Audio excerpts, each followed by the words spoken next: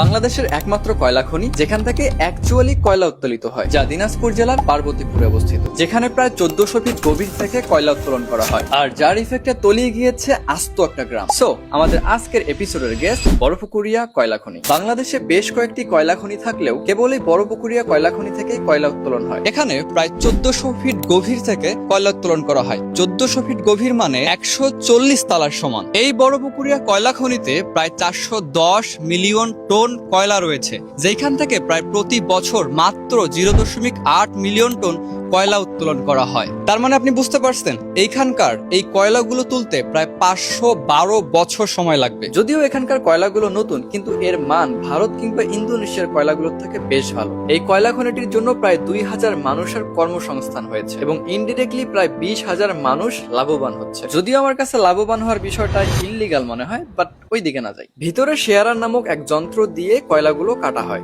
এরপর সাইলো থেকে বেল্টের মাধ্যমে এক জাংশন থেকে আরেক জাংশনে কয়লাগুলো পরিবহন করা হয়। যেই কয়লাগুলো ব্যবহার করে তাপ বিদ্যুৎ কেন্দ্র বিদ্যুৎ উৎপাদন করে। যদিও ব্যাপারটা অতটাও সহজ নয়। যাই হোক, চলুন এবার ভুতুরে গল্প শুনি। বড়পুকুরিয়া কয়লা খনির ঠিক পিছনে রয়েছে একটা লেক। এটাকে বলা হয় বড়পুকুরিয়া কয়লা খনি লেক। 2005 সালে যখন এখানে কয়লা উত্তোলন শুরু করা হয়, তখন এখানে প্রায় 4 শতাধিক বাড়ি নিয়ে একটা গ্রাম ছিল।